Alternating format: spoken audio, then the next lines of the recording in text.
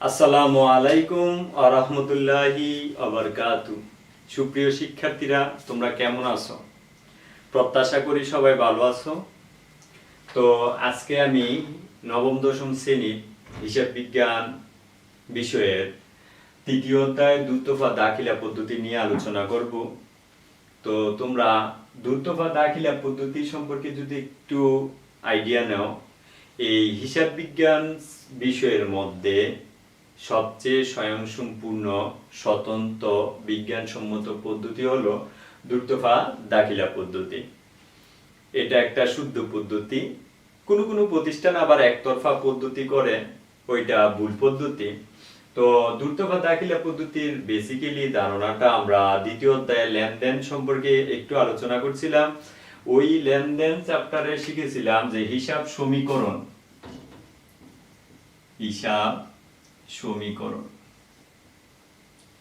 আমরা হিসাব সমীকরণ সম্পর্কে শিখেছিলাম যে a সমান l প্লাস e।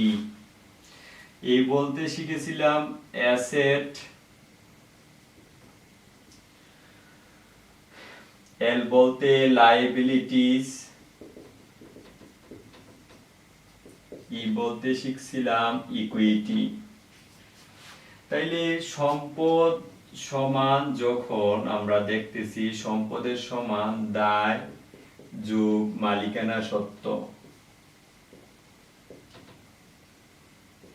তাইলে কয়টা পক্ষ এখানে দেখছি যে এদিকে একটা পক্ষ, এদিকে একটা পক্ষ। তাইলে আমরা সব সময় যদি বলি যে এই সম্পদের এই পাঁচটা ডেবিট অংশ আর এই অংশটা ক্রেডিট অংশ, তাইলে ডেবিট অংশ মানে ডেটর এর সংক্ষিপ্ত ডেবিট, ক্রেডিটর এর সংক্ষিপ্ত ক্রেডিট। এই দুইটা পক্ষ যখন আমরা দাখিলার মধ্যে দিব, এন্ট্রির মধ্যে বলবো যে ওই সিস্টেমটা যে double entry system. Double entry system মানে দুইটা পদ্ধতি, দুইটা দাখিলার মধ্যে দুইটা পক্ষ হবে, আর এই দুইটা পক্ষ হয় সম্পদের সমান সমান লায়াবিলিটিস প্লাস ইকুইটি। এখন এই সম্পদ অংশে আমরা দেখতে পাচ্ছি যে হিসাব সমীকরণের মূল উপাদান কয়টা? যে হিসাব সমীকরণের মূল উপাদান তিনটি, একটি সম্পদ আর দায় আর মালিকানা সত্ত্ব। তাইলে আমরা যখন এই চ্যাপ্টারের মেইন ব্যাপারটা হলো দুইটা পক্ষ নির্ণয়ের মাধ্যমে ওই পদ্ধতিতে অঙ্কগুলা করা। তো দুইটা পদ্ধতিতে যখন করব, একটা ডেবিট একটা ক্রেডিট, তো ডেবিট ক্রেডিট নির্ণয় মূলত এই অধ্যায়ের কাজ। তো এই অধ্যায়ে ডেবিট ক্রেডিট নির্ণয় একটা প্রশ্ন থাকতে পারে খ নম্বর অথবা গ নম্বরে, যে উপরোক্ত লেনদেনগুলোর ডেবিট এবং ক্রেডিট নির্ণয় করো। উপরোক্ত লেনদেনগুলো থেকে ডেবিট এবং ক্রেডিট নির্ণয় করো। তবু শিক্ষার্থীরা, তোমরা যখন ডেবিট ক্রেডিট নির্ণয় করতে যাবে, তোমাদের মেইন বেসিক্যালি জানতে হবে এই তিনটা উপাদানের সাথে সাথে এই সম্পদ, দায়, মালিকানা সত্ত্ব। তাইলে আমরা সম্পদ আর দায় মালিকানা সত্ত্ব যেহেতু এক সাইডে ছিল, এই সম্পদের অংশ যদি আমি শিখাই যে সম্পদ বৃদ্ধি পালে, সম্পদ একবার বৃদ্ধি পেতে পারে আরেকবার হ্রাস পেতে পারে। তাহলে সম্পদ বৃদ্ধি পেলে ডেবিট, আর সম্পদ হ্রাস পেলে ক্রেডিট। তাহলে এই অংশের বিপরীত যেহেতু দায় এবং মালিকানা সত্ত্ব, সেহেতু দায়েরও দুইটা অংশ থাকবে, মালিকানা সত্ত্বেরও দুইটা অংশ থাকবে। একটা হলো দায় বৃদ্ধি বা মালিকানা সত্ত্ব বৃদ্ধি, আর দ্বিতীয়ত হলো যে মালিকানা সত্ত্ব বা দায় হ্রাস। তাইলে শিক্ষার্থীরা সহজ টেকনিকে মনে রাখবা যে সম্পদ বৃদ্ধি যেহেতু ডেবিট আর সম্পদের বিপরীত যেহেতু দায়, তাইলে দায় বৃদ্ধি হবে ক্রেডিট। মুখস্থ করার জন্য একটা সহজ পদ্ধতি, যে সম্পদ যখন আমরা মনে রাখবো সম্পদ বৃদ্ধি ডেবিট, তাইলে দায় বৃদ্ধি ক্রেডিট, আর দায় হ্রাস তাহলে ডেবিট। তাইলে আমরা দেখতেছি এখানে তিনটা রুল দিয়ে আমরা এই অংশগুলো শেষ করতে পারি। যে 2 এই 3, তাহলে তিনটা রুল কি, যে সম্পদ বৃদ্ধি পেলে ডেবিট, সম্পদ হ্রাস পেলে ক্রেডিট, দায় বৃদ্ধি পেলে ক্রেডিট, আর মালিকানা সত্ত্ব বৃদ্ধি পেলে হ্রাস পেলে ডেবিট। তাইলে এই মালিকানা সত্ত্বের সাথে আর দুইটা অংশ আছে, একটা হলো আয়। আর আমরা সুপ্রিয় শিক্ষার্থীরা জানি ন্যাচারালি বা স্বাভাবিকভাবেই যে আয়ের বিপরীত আবার ব্যয়, আয়ের বিপরীত ব্যয়। তাহলে ব্যয় যখন আমরা আয়ের বিপরীত যাই, তাহলে ব্যয়, আমরা ব্যয়টা দুই রকমের হয়, একটা মূলধন জাতীয় আর একটা মুনাফা জাতীয়। যখন এই ব্যয়টা দীর্ঘমেয়াদী হয়, 1 বছরের অধিক হয়, তখন 1 বছরের অধিক হলে এটা সম্পদে পরিণত হয় বা আমরা সম্পদ বলে থাকি। আর ব্যয়টা যখন 1 বছরের কম বা 1 বছরের মধ্যে সীমাবদ্ধ থাকে, তখন ওই ব্যয়টাকে আমরা খরচ হিসেবে সাধারণত দেখিয়ে থাকি। তাইলে এই সম্পদ আর ব্যয়ের মধ্যে কোনো তুলনা না করে তাহলে এটা আবার লিখে দিতে পারো ব্যয় বৃদ্ধি ডেবিট আর ব্যয় হ্রাস ক্রেডিট, ব্যয় বৃদ্ধি ডেবিট এবং ব্যয় হ্রাস ক্রেডিট। আবার সেম ভাবে আয়ের অংশটাও তোমরা ধরে নিতে পারো আয় বৃদ্ধি ক্রেডিট, আয় হ্রাস ডেবিট। সুপ্রিয় শিক্ষার্থীরা, এই অংশটা মনে রাখলেই তোমরা পারবা যে ডেবিট ক্রেডিট নির্ণয় করা। যেমন আমরা যদি একটা উদাহরণের মধ্যে দেখাই যে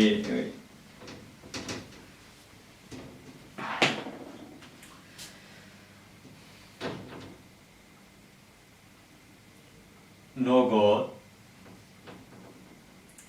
50,000 টাকা নিয়ে ব্যবসা আরম্ভ করলেন, আর এটা একটা এন্ট্রি ধরতে পারি জুন অথবা জুলাইয়ের 1 তারিখ, জুনে আর একটা ধরতে পারলাম যে জুনের 15 তারিখ, বেতন পরিশোধ 2000 টাকা।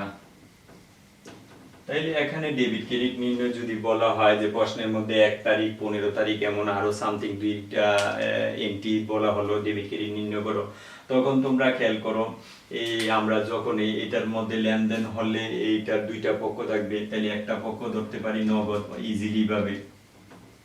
তাহলে নগদ অবশ্যই তোমরা যে কোনো ভাবে বলে দিতে পারো যে নগদ একটা সম্পদ, নগদ কি একটা সম্পদ। আবার এই এন্ট্রির মধ্যে নগদ টাকা নিয়ে ব্যবসা শুরু করলো, ব্যবসা শুরু করলে মালিকানা তহবিল মানে মালিকানা সত্ত্ব বেড়ে যাবে, সম্পদ যেহেতু বাড়ছে, নগদের নাম আমরা ধরতে পারি কি সম্পদ। তাইলে নগদ নিয়ে শুরু করলে সম্পদ বৃদ্ধি, তাইলে সম্পদ বৃদ্ধি হলে এই হিসাবটাকে বলতে পারি যে সম্পদ বৃদ্ধি, যেহেতু আমরা বলেই ফেলেছি, তাইলে নগদ বৃদ্ধি, তাহলে নগদান হিসাব, কি হিসাব লিখতে পারি, নগদান হিসাব ডেবিট।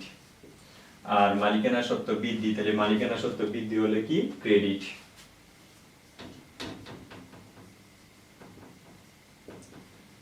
মালিকানা সত্ত্ব ক্রেডিট। সেম ভাবে তোমরা যখন এই দ্বিতীয় এন্ট্রি বেতন, তাহলে বেতনের সাথে কি কথা, নগদের কথা। তাহলে এখানে দুইটা এন্ট্রি আমরা ধরতে পারি, একটা বেতন হিসাব আর একটা নগদান হিসাব।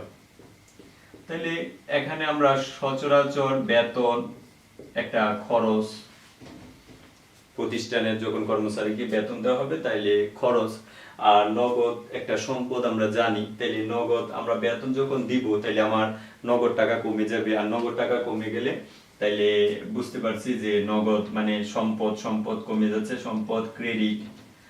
আর যেহেতু বেতন পরিশোধ হচ্ছে, বেতন মানে কি খরচ, তাহলে খরচ আমার কি হচ্ছে এখানে বৃদ্ধি পাচ্ছে, তাহলে খরচ বৃদ্ধি পেলে, খরচ বৃদ্ধি পেলে আমরা জানি খরচ বৃদ্ধি কি ডেবিট। সেইভাবে তোমরা বিভিন্ন এন্ট্রি লিখে লিখে সমাধান করবা, চেষ্টা করবা, আর বেশি বেশি করে প্র্যাকটিস করলে তাইলে ডেবিট ক্রেডিটে আর সমস্যা থাকবে না প্রত্যাশা করি। আর তোমার গ নম্বরের প্রশ্ন থাকতে পারে যে চালান তৈরি বা ক্যাশ মেমো বা ভাউচার তৈরি করো, তখন তোমরা খেয়াল করবা চালান বা ক্যাশ মেমো যে কোনো একটা এন্ট্রির মাধ্যমে করতে পারে। তো আমি একটা নরমালি যদি চালান একটু ধারণা দেই, চালান ক্যাশ মেমো এগুলো তো লেনদেনের দলিল। তো তোমরা খাতার মধ্যে সুন্দর করে চালান বা ক্যাশ মেমো যখন করতে বলা হয় তখন করবা এভাবে যে একটা চালান তৈরি বা ক্যাশ মেমো তৈরি। তখন এভাবে মাঝের অংশে দাগ টানলা। এখানে তুমি লিখতে পারো তারিখ, বিবরণ, দর, পরিমাণ, টাকা। দর, পরিমাণ, টাকা। আর এখানে লিখতে পারো তারিখ, বিবরণ। আর এখানে লিখতে পারো তুমি চালান নং। চালান হলে চালান নং। তাইলে এখানে তুমি একটা হিসাব, যে কোনো কেউর হিসাব যদি কো জনাব কামরুল এর চালান বা কামরুল হিসাব চালান লিখলে একবারে দিলা, একটা ঠিকানা দিলা রামপুরা, ঢাকা। এদিকে তারিখ একটা দিয়ে নিলা, ক্রেতার নাম, ঠিকানা। তাইলে এখানে তুমি কথায় লিখতে পারো, কথায় বিশেষ দ্রষ্টব্য, ভুল ত্রুটি সংশোধনযোগ্য থাকলে অথবা কৃত মাল ফেরত দেওয়া হয় না, ভুল ত্রুটি সংশোধন যোগ্য। তাহলে এই সাইডে থাকতে পারে ক্রেতার স্বাক্ষর, আর এই সাইডে থাকতে পারে বিক্রেতার স্বাক্ষর। তো সুপ্রিয় শিক্ষার্থীরা, তোমরা এভাবে চালান বা ক্যাশ মেমো থাকলে করে নিবা। তো সকলের সার্বিক উন্নয়ন কামনা করছি। আজকের মতো এখানেই শেষ করছি। পরবর্তী ক্লাসের জন্য আমন্ত্রণ রইল। আল্লাহ হাফেজ।